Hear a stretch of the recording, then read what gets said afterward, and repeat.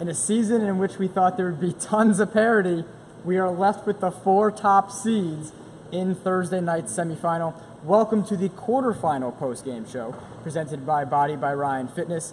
There is a 10% summer sale on his website of all nutrition coaching, so check that out, bodybyryan.com. Cool new logo below this video as well. We have Joe making this is your first appearance on the post-game? Yeah. For the season. He's a vet, all time. Greg and Connor as well. So guys, a lot of good games. It's only right we start with the Throne and the Brotherhood, which just wrapped up here on Court 1, the last game on Tuesday. This is Tuesday. This is weird that we're here on Tuesday. The Brotherhood advances, as I already mentioned, but I think we were all watching the end. But the Throne had a 10-point lead in the fourth. Early the fourth, third, late early third. fourth, Late and third. then it got to overtime. So, what happened? Besides Mike Davis happening, right? Yeah, we talked about it in the pregame show, how, it was going to be about a battle of the big bodies. Rob Dupree was going to have to step up for the Throne, and Jonathan Robles was going to have to step up for the Brotherhood. And both those guys had really good games, but Robles was the dominant big man in this game. He had 25 points, which is incredibly efficient, and that's what Mike Davis needed. He needed somebody, especially with no Russ Payton today, he needed somebody like Robles to step up and take on that piece, especially because they've been so dominant with their guards. They need to have a presence on that low block that also makes them more versatile for defenses to prepare against. So I thought that was a really good showing. They fought back and they showed their true championship grit and their ability to show up on the big stage and make a comeback effort. So it was all really good performance from the Brotherhood, and they really needed to close out in overtime because, the Throne had several chances, to put them away, and the Brotherhood hung around, and finally capitalized in the end. Anything else? You were over here too. The Throne had the game. They did everything right. Yeah. Rob Dupree stepped up more than I thought he would. Sometimes he doesn't play the best defense down low, but he had 3-4 incredible blocks that kind of shifted momentum. But it seemed like Brotherhood only had 5 guys. They didn't have Russ. They didn't have Kevin, other guys. And it seems like the Throne didn't fully take advantage. Usually in games in this league, teams with 4 or 5 guys never win. And I don't think the Throne took good advantage of that mismatch. A little too wrapped up in the refereeing. I think that's where it started turning. But they're up 12, and it looked like everything was going right. But between turnovers, getting wrapped up in some stuff that they didn't need to be getting wrapped up in, I think that's where the turn happened. If you give Mike Davis chances, you're going to get beat 10 out of 10 times. Yeah. Right. So now from that rematch, Throne and the Brotherhood, we get another rematch, I think, that we're all excited for, No Limit and the Brotherhood. I want to get to the other close game because we don't talk about STP a lot. I know a lot of you guys have been. I don't talk about STP a lot. A lot of you guys have been on them a lot. Again, are we, I'm going to give them props. They hung around. They shot it well. We already went over that. They lost to the Monstars by about 10. The Monstars do advance, the top seed. They'll be in the other side of the bracket than the Brotherhood and No Limit. But STP was in this game, hitting shots into the fourth. And, I don't know how many of us expected to see that.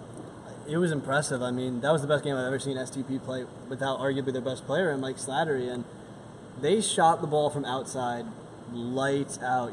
I think it kind of took the Monstars by surprise. They didn't expect the team to shoot that well, but, in the end, it just turned into the Greg Langston show. I mean, they pissed him off, and you could see on his face after they said something to him, he just took them. There were a few plays at times where it was Greg Langston against 4 members of STP, and there was nothing they could do.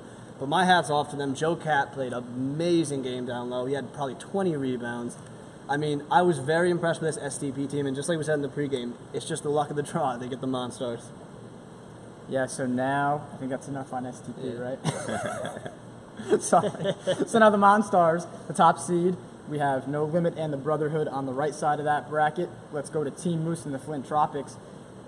I was talking to Flint before the game. I just got my butt handed to me by Team Moose yesterday, very, very short time ago, and I'm like, have fun. And of course, the coach for Flint was like, oh, when's your game today? So that's always a good comeback, when you're still playing and someone isn't. But the first quarter, Flint went zone, which is a rarity for this league with how many good shooters we have. And it seemed to just be, I don't know if it worked or didn't, it ultimately didn't work, but I thought it was different enough to just give them different looks and kind of cause some confusion on Team Moose. They obviously figured it out, won by 20 in the second half. They blew it open.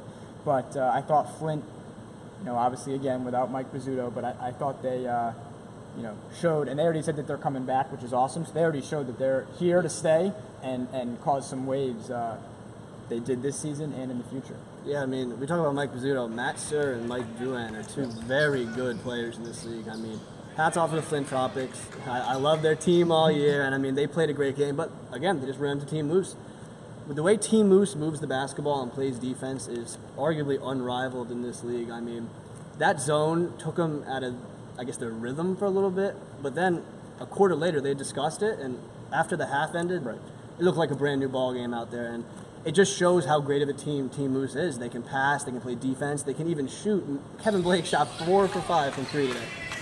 It's kind of just, we're starting with this trend where each week Team Moose shows us something that we haven't seen from them, and that's scary for the rest of the league. And still no Trevor Chavez, so we'll see if he's here Thursday. I'm thinking they're going to need him against the Monstars more than maybe they did these first 2 games. So Moose Monstars, the 1 and the 4. Now let's get to what No Limit did. The 2 seed, they beat the 7 seed Central Chocolate. They blew it open to 20, I think in the 3rd quarter.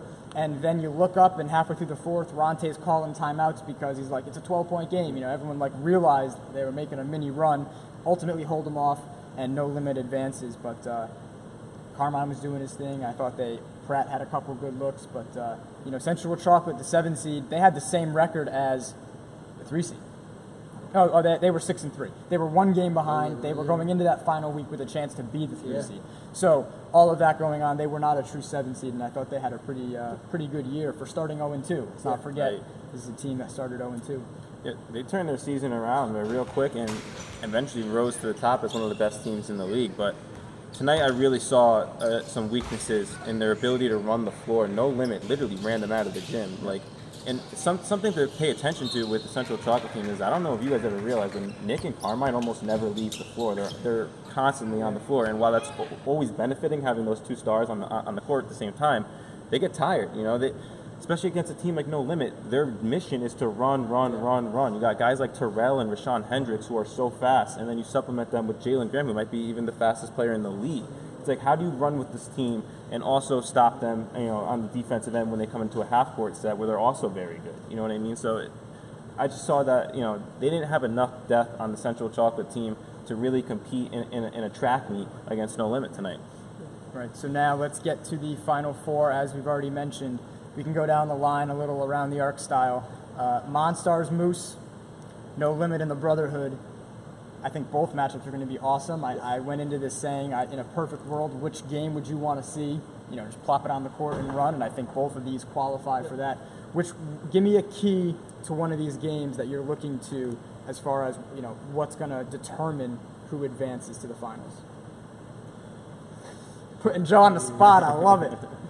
I mean, Team Moose, they've done it all year, but if they can really limit those Monstars' possessions almost, it just will disallow them from going on those runs. I think you saw in that STP game at the end, I looked over, it seemed like whenever STP might have gone up a few at the end, the Monstars just went on a huge run. And I think what Team Moose does well is that they're slow, the pace doesn't allow for those big runs. So I think for Team Moose, if they can keep doing what they're doing and disallowing the Monstars from going on those 10-2 runs, that will help them.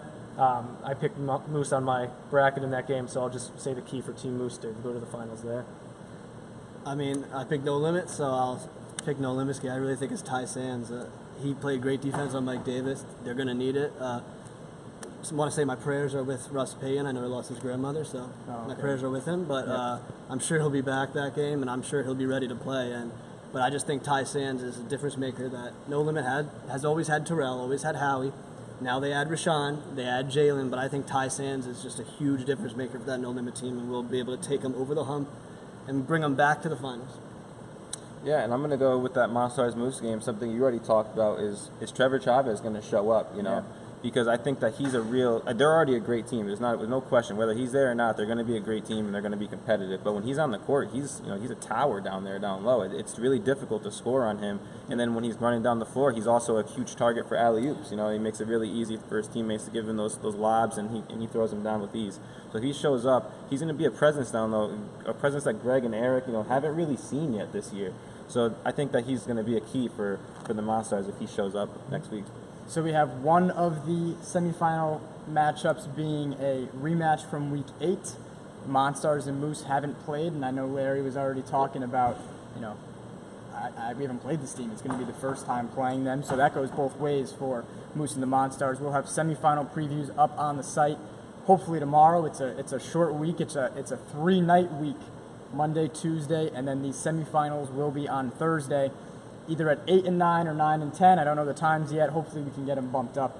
8 and 9 would be, I'm sure, good for the crowd, good for some of the teams here. So we'll see you at InSports Thursday, like a day from now, for the semifinals of the Summer 17 season. Top-seeded Monstars and 4th-seeded Team Moose, 2-seed No Limit, and 3-seed the Brotherhood. We will see you on Thursday, and we will have a final set. Finals will be Tuesday, and All-Star on Monday. So semifinals, we'll see you on Thursday at InSports.